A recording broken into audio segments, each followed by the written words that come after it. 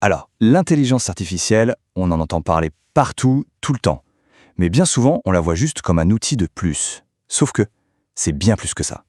Ce qu'on va explorer ensemble, c'est comment l'IA est en réalité une véritable onde de choc, en train de secouer les fondations mêmes de la gestion dans le secteur public. Du coup, la première question qui vient, c'est un peu la question qui fâche, celle qui génère autant d'espoir que d'inquiétude. Est-ce que les managers vont tout simplement disparaître, remplacés par des algorithmes? La réponse, en un mot, c'est non. Mais attention, ce non est presque un piège, parce que si l'IA ne va pas prendre leur place, elle va en revanche absolument tout changer dans leur façon de travailler. Et quand on dit tout, c'est vraiment tout. Pour bien comprendre ce bouleversement, il faut saisir un point essentiel. L'IA a passé un cap. Ce n'est plus une simple machine à exécuter des ordres. Aujourd'hui, elle fait du travail cognitif. Et c'est précisément là que tout bascule. En fait, la rupture, elle est là. Hier, la technologie servait à automatiser des tâches assez basiques, souvent répétitives. Aujourd'hui, on est complètement ailleurs. L'IA s'attaque au cœur du travail intellectuel, celui qui était jusqu'ici réservé aux humains, l'analyse, la synthèse et même la préparation des décisions. La création de valeur change radicalement de nature. Quelle est la toute première conséquence de cette nouvelle puissance de l'IA? Eh bien, c'est la structure même de nos organisations qui prend le choc de plein fouet. La bonne vieille pyramide hiérarchique, ce modèle qu'on croyait éternel, commence sérieusement à se fissurer. On connaît bien ce schéma, n'est-ce pas?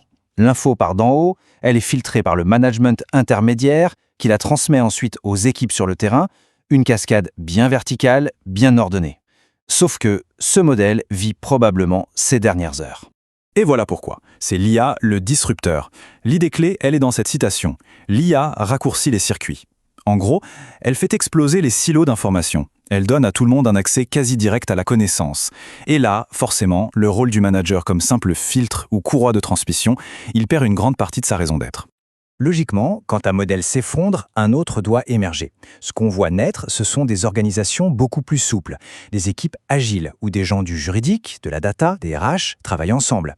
Ce qui compte, ce n'est plus la position dans l'organigramme, mais la capacité à coopérer, à créer de l'intelligence collective. Cette nouvelle façon de travailler en équipe crée une deuxième onde de choc qui va encore plus loin. Si l'accès à l'information est démocratisé, si ce n'est plus le privilège de quelques-uns, alors qu'est-ce que ça veut dire pour l'autorité? C'est toute la notion de pouvoir qui doit être pensée. Voilà le grand basculement. L'autorité du manager, historiquement, elle reposait beaucoup sur le fait qu'il en savait plus que les autres. Ce monopole de l'information, il a volé en éclats. Aujourd'hui, n'importe quel membre d'une équipe, avec les bons outils, peut générer une analyse aussi poussée que son N+1 et en beaucoup moins de temps. Alors, si le simple fait de savoir n'est plus ce qui fait la différence, où est la nouvelle valeur? Eh bien, elle se déplace. Elle n'est plus dans la détention de l'info, mais dans son utilisation. C'est-à-dire, savoir poser les bonnes questions à l'IA, savoir vérifier ce qu'elle raconte, savoir mettre ses réponses en perspective et au final, savoir prendre la bonne décision. Donc, si la structure de l'organisation se transforme et que la nature de l'autorité change, que devient le manager dans tout ça? C'est la troisième onde de choc. Son rôle doit être complètement réinventé. Le manager de l'ère de l'IA ne peut plus et ne doit plus être le même qu'avant. Le virage est radical. On laisse derrière nous l'image du manager qui sait tout, qui contrôle tout, qui supervise la production à la chaîne. On entre dans l'ère du manager facilitateur. Son rôle, c'est d'animer, de donner une direction, un sens, et surtout de mobiliser l'intelligence de son équipe, qui a maintenant accès à une mine d'informations. On pourrait l'appeler, oui, le facilitateur stratégique. Sa mission est double. D'un côté, il doit pousser son équipe à innover avec ses nouvelles technologies. De l'autre, il doit maintenir la cohésion, rassurer face au changement. Mais son rôle le plus crucial, c'est de faire en sorte qu'une réponse générée par une machine devienne une décision assumée par des humains. C'est lui qui injecte la responsabilité. Face à cette triple vague de transformation, une seule attitude est vraiment inacceptable. Ne rien faire. Subir la vague, ce n'est pas une option. La vraie question, c'est donc comment on fait pour piloter cette vague, pour la gouverner intelligemment. Et attention, la solution ne viendra pas d'un seul service dans son coin. Ce serait une erreur monumentale. Pour que ça marche, il faut une gouvernance partagée, un dialogue constant entre la DSI pour l'aspect technique et sécurité, les RH pour accompagner les équipes et développer les compétences, et les représentants du personnel pour s'assurer que le cadre est juste et protecteur. Sans cette alliance, ça ne marchera pas.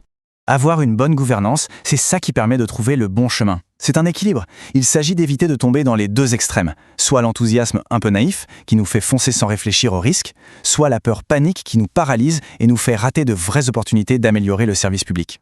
Et au fond, si on devait retenir une seule chose, ce serait peut-être celle-ci. L'IA, ce n'est pas juste une nouvelle technologie. C'est un révélateur, un miroir qu'on nous tend. Elle ne fait que mettre en lumière des besoins de transformation qui étaient déjà là. Le besoin d'être plus agile, plus collaboratif, plus responsable. Et voilà la question finale, la vraie, celle qui compte vraiment. La question n'est plus tellement « sommes-nous prêts pour l'IA ?», mais plutôt « sommes-nous prêts pour la transformation que l'IA nous oblige à regarder en face ?»